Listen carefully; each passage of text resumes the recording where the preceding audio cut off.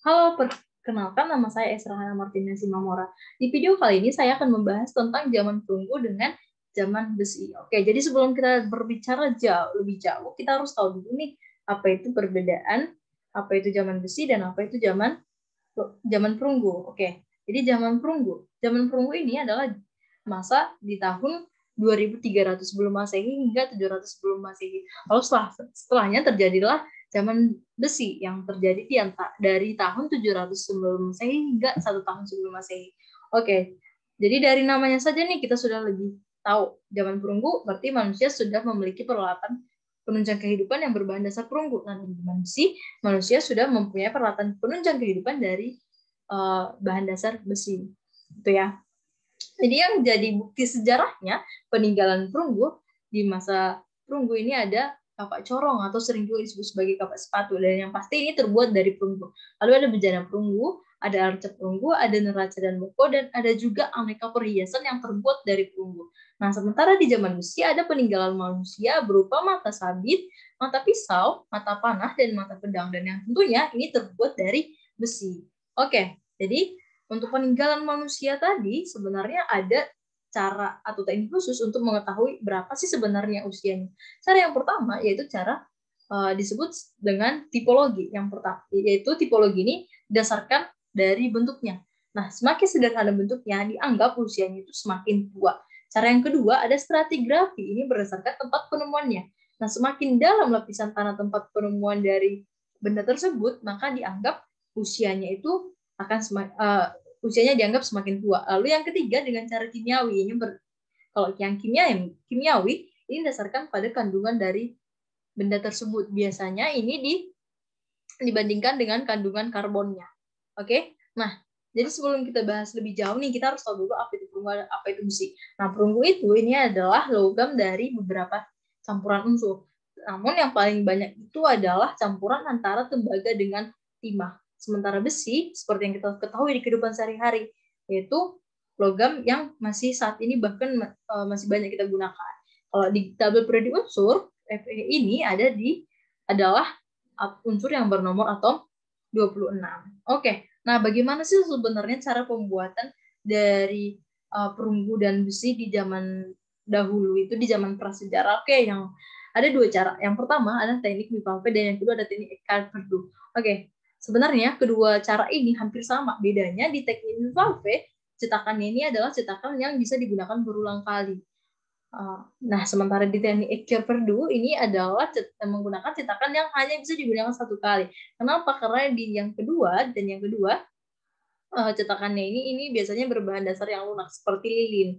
Karena ini biasanya digunakan untuk mencetak peralatan yang membutuhkan yang mempunyai banyak tonjolan-tonjolan seperti itu. Jadi untuk membentuk cetakannya biasanya lebih digunakan dari yang berbahan dasar lunak seperti itu ya. Oke. Lalu masuklah kita nih ke intinya. Kenapa sih zaman besi ini terjadi setelah zaman perunggu? Oke, jadi yang pertama kita bahas dari sifat besi dan dengan perunggunya. Oke, yang tadi yang kita bicarakan perunggu itu yang paling banyak adalah berbahan dasar tembaga dengan timah. Jadi kita bahas dari unsur yang berdasarkan timah dan tembaga. Oke, kita lihat dari sifat titik lelehnya. Nah, titik leleh Sm itu jauh lebih kecil dibanding tembaga dan Fe. Dan yang paling tinggi itu adalah Fe atau besi. Jadi semakin tinggi titik lelehnya, maka akan semakin susah untuk dibuat menjadi peralatan. Jadi makanya harus semakin tinggi keahlian dan kemampuan manusia untuk mengolahnya. Seperti itu ya. Nah, oke. Kita tanya dulu nih, kenapa sih kira-kira titik leleh Fe lebih besar daripada titik leleh Cu? Karena sebenarnya kalau dilihat di tabel periode unsur, Cu dan Fe ini kan satu periode ya. Namun ada alasan kenapa sih Fe lebih besar titik lelehnya dibanding Cu. Oke, Fe nomor atomnya 26. Kita lihat konfigurasinya, itu di yang terakhir ada 4s2 dengan 3d6. Kalau kita bentuk orbitalnya 4s2 dengan 3d6, nah kita lihat di sini ada 4 elektron yang ada 4 pasangan elektron bebas atau 4 elektron tunggal di subkulit 3d6. Oke, sementara kalau Cu, kita lihat nih konfigurasinya, ini 4S1 dengan 3D10. Oke, sebenarnya 4S1, sebenarnya inilah bentuk yang pertamanya. Dia sebenarnya 4S2 dan 3D9. Namun, sesuai dengan aturan setengah penuh dan aturan penuh, agar unsur tersebut lebih stabil, maka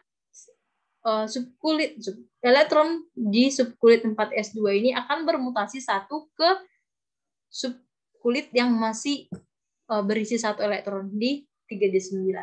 Oke, jadi ini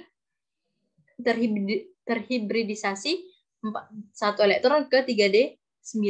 Jadi jadinya konfigurasinya menjadi 4S1 dan 3D10. Oke, kita lihat dari keseluruhan ada berapa pasangan elektron yang masih tunggal, yang masih sendiri. Hanya ada di 4S1. Jadi hanya ada satu pasangan elektron bebas.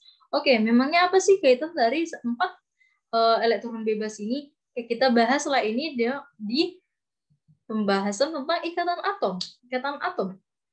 Oke, jadi ikatan atom ini akan semakin kuat jika pasangan elektron bebasnya itu semakin banyak. Kenapa? Karena di unsur-unsur itu ada neutron-neutronnya yang positif, ada proton-protonnya yang positif ini, dan jika semakin banyak elektronnya yang bebas, maka akan semakin banyak elektron yang di sini yang membentuk awan elektron. Jadi positif dengan negatif akan semakin banyak positif dan negatif bertemu, maka akan semakin kuat ikatannya. Jadi itulah kenapa titik lelehnya si Fe lebih tinggi daripada Sn, karena ikatan logamnya itu sudah kuat. Jadi untuk memisahkan atau melelehkannya itu akan semakin butuh suhu yang semakin tinggi, seperti itu ya. Oke, jadi yang menjadi kesimpulan dari pembahasan kita kali ini, nah dari segi sejarah sebenarnya disimpulkan bahwa zaman perunggu itu lebih duluan terjadi daripada besi. Kenapa? Karena sudah ada bukti-bukti validnya, bukti peninggalan-peninggalannya, dan telah diteliti usianya. Oke, dari segi ilmu pengetahuan manusia, keahlian dan pengetahuan manusia terus berkembang, khususnya dalam teknik pengeleburan pada suhu tinggi. Sehingga di masa perunggu, meskipun manusia belum bisa meleburkan logam, namun di masa-masa selanjutnya, manusia semakin ahli dalam meleburkan logam. Sehingga di zaman besi, manusia telah bisa meleburkan besi dan mengolah besi hingga akhirnya menjadi alat yang dibutuhkan oleh manusia. Oke, sampai di sini. Sampai bertemu di lain kesempatan.